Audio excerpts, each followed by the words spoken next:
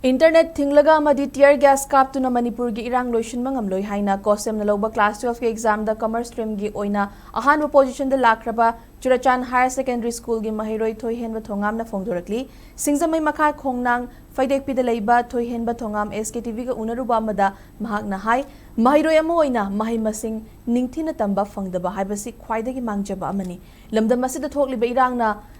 Maram moiraga ngahak leitana tear gas kapa ban blockade tauba asina mahairoi singda achokbo chaitheng ama piraga lakli Irang hek thokpaga net thingjinba asina mahairoi singda atoki mati khudong chadaba kaya mayuk nahali maru oina internet ki mateng lauraga online class amadi mahai masing ga mari lenaba internet tagi lawba yaba macha kaya su phangba ngamhande haiki mahakna makata na haikibada mahairoi oiringai matamda Isagi pandam ama thamlaga mahai tamhaningi ngasi mahakna ahanba position da lakpa ngamkiba asigidamak mahakpu pikningai dagi takpi tambirakiba oja sing apokpa amasung apokpi amadi mateng panglakiba marup mapang singda credit pizage mahakna commerce lawbagi maramdi entrepreneur ama oina thabak tawduna miyoi kaya ama su thabak pinabagi pandamdani mahakna makha taraduna hojik thokliba Irang asida leingaka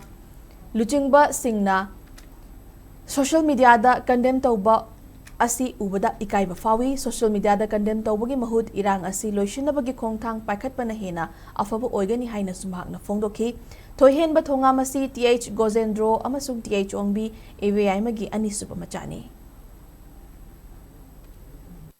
Kaya ahan mo to ay buki ba ima baba amadi nursery dagi na ngasi faw da tapi akibo jasi na bijan ni class 12 ko na mi mo na panjab da sir pen sana amadi mem jilaks na ibu macha na kai da soi le ga na yam ko na yin sin ge oja mo ko ni bu belum no su to no ka jo amadi akoi school ge na main principal case mem tom bi de bi guidance ma da commerce department jo jasi mem cha lakshmi mem anuda mem tam fa amadi mem jika ngasi gi thak da yong lo mo kan in bi de ko na makoi bu ke bijan ni Amadi aro iroda aigi ising imana sing amadi siblings sing bijan aina khanjaba hairadi nakoi gi pandam amadi thangwani pandam dugi matungina nakoi na chuna balambi do mon na khalaga chatkadabani khotpu honarabadi tawba ngamdo le jana hasen